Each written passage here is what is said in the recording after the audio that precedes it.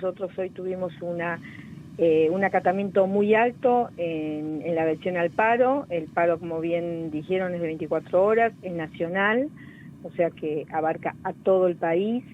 Y el balance que hacemos es que los trabajadores están ya cansados, dijeron basta de seguir estas dilaciones por parte de las patronales, que en verdad la semana pasada recién apareció la primera propuesta, digamos, en números, que no llega al 30% para el primer semestre, pero no solamente eso estamos pidiendo, sino hay varios puntos más, entre ellos uno de los más importantes, porque impacta directamente el salario de los trabajadores y las trabajadoras bancarias, es el injusto impuesto a las ganancias que se hacen sobre nuestras remuneraciones. O sea, hay una rebaja salarial en términos reales, donde los trabajadores no estamos percibiendo los acuerdos salariales que venimos sosteniendo en estos últimos acuerdos.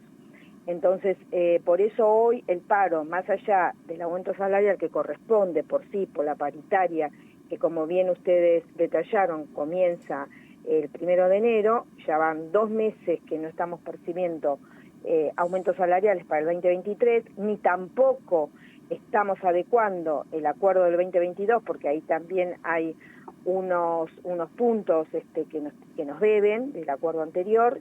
Estamos soportando la imposición de descuentos por el efecto del impuesto a las ganancias, que claramente hace que se deteriore aún más de lo que ya viene deteriorado nuestros salarios para nuestra actividad.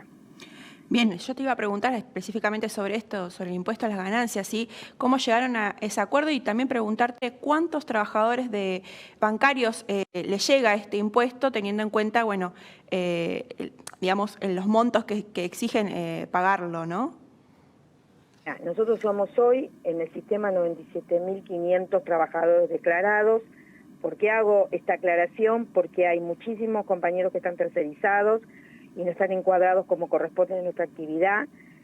Además de eso, bueno, diferentes resoluciones que el Banco Central siguió manteniendo pese al cambio de este último gobierno, donde permite, entre comillas, digamos, externalización de los servicios financieros, agencias complementarias, fintech y otras derivaciones más en operatoria financiera.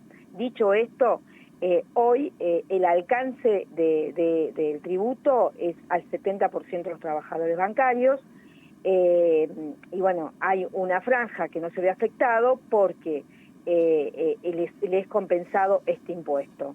Nosotros lo que le pedimos, tanto al gobierno, que modifique, y por eso el compañero Sergio Palazzo, secretario general, diputado nacional, ha presentado con los otros 2 compañeros nuestros y también bancarios diputados y otros del ámbito sindical, la modificación del impuesto a las ganancias para que no sea alcanzado a la 4ª categoría y por ende a los trabajadores y trabajadoras, no solamente bancarios, sino al resto que le está afectando.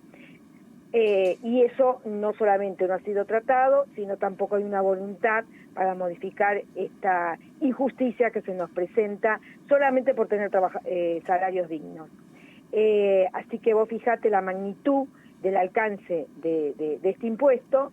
Y por otro lado, este impuesto es progresivo, o sea, cada vez más afectando más a los trabajadores, porque como ustedes saben, hay una tablita dentro del impuesto a las ganancias que va desde un 9 hasta un 35%, y a medida que pasa el año vos vas sumando a la afectación fiscal anual más ingresos y más eso se te va sumando y por lo tanto descontando. Para que se den una idea, la afectación hacia los trabajadores va desde un 6% a un 15% directo al salario, más las imposiciones que tenemos, generales, obras sociales, previsión y cualquier otra descuento que tengamos por afiliación, etcétera, etcétera, etcétera. Así que bueno, es muy importante lo que estamos pasando y lo que en realidad nos llega a nuestros bolsillos. Esa es una lucha que se viene hace mucho tiempo, pero que cada año que pasa se ve aún más afectada por este concepto. Alejandra, ustedes denuncian que no hay una respuesta favorable de parte de las entidades bancarias, pero que a su vez tienen ganancias extraordinarias. ¿Se conocen datos? ¿Hay algunos números que nos pueden visualizar cuál fue el crecimiento que tuvieron en sus arcas a diferencia del bolsillo de los trabajadores? Totalmente. Mira, todos padecimos la situación de pandemia, pero los que no perdieron, uno de los sectores que no perdieron es el sector bancario y financiero, no lo perdió. En el año 2022 no solamente que no perdió, sino que recuperó por 4 veces las ganancias que tenía el sistema. Así empezó con 48.000 millones de pesos en el primer trimestre del 2022, siguió con 68.000 y llegó hasta 196.000 millones de pesos de ganancias. Y lo peor de esto no es que esas ganancias son, digamos, direccionadas al crédito blando, al crédito a la producción, no. Esas ganancias suculentas, donde se ven en la operatoria, es la compra de títulos públicos, con lo cual no tiene riesgo de capital, o sea, el Estado le va a pagar, entonces no tiene ningún riesgo y a su vez la imposición de las ganancias no existe. Quiere decir que hoy hay una realidad donde los trabajadores bancarios tenemos una imposición a las ganancias, cuando nuestro salario no es ganancia, y las ganancias para esta operatoria que tienen los bancos no la tienen. Digamos, es clarito esto. Y como bien dice Palazzo, no hay una voluntad por parte de las patronales bancarias, aparte de esa ganancia, una parte que es insignificante, vaya volcada a lo que a los trabajadores nos sacan mensualmente. Entonces, esta definición es clara, nosotros estamos abiertos a la negociación, abiertos a la mesa del diálogo, pero no podemos seguir en un estado de indefinición y donde no hay una propuesta seria para solucionar los temas de fondo.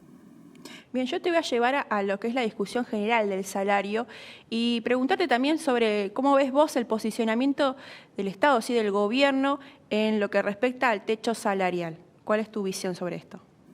Mira, yo lo que te puedo decir es lo que el gobierno dice. Cuando firmemos el acuerdo te voy a decir lo que el gobierno hace.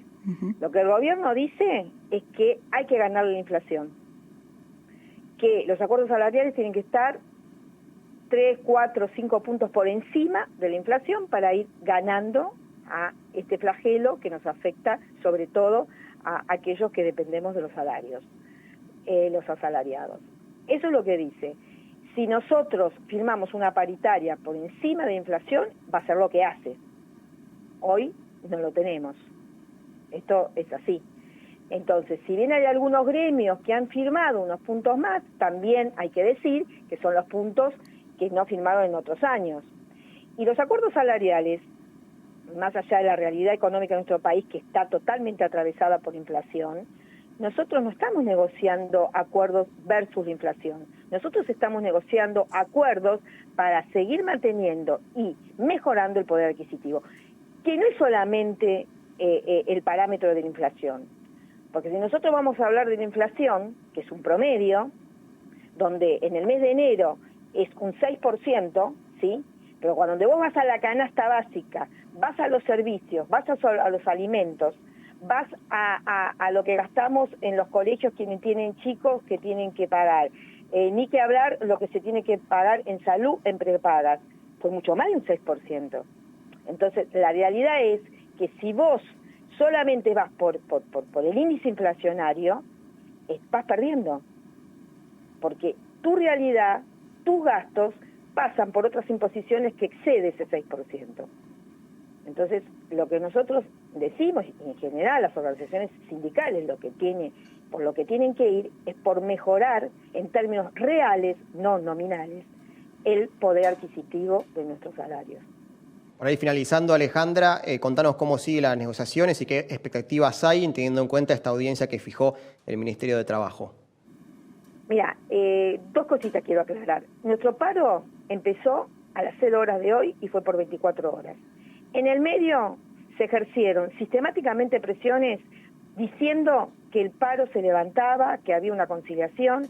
Nosotros oficialmente la notificación no nos llegó. Nosotros empezamos la medida y terminamos la medida. Eso quiero que sepan todos mis compañeros bancarios que están con la protección del derecho de huelga que tenemos y que nos asiste la Constitución Nacional.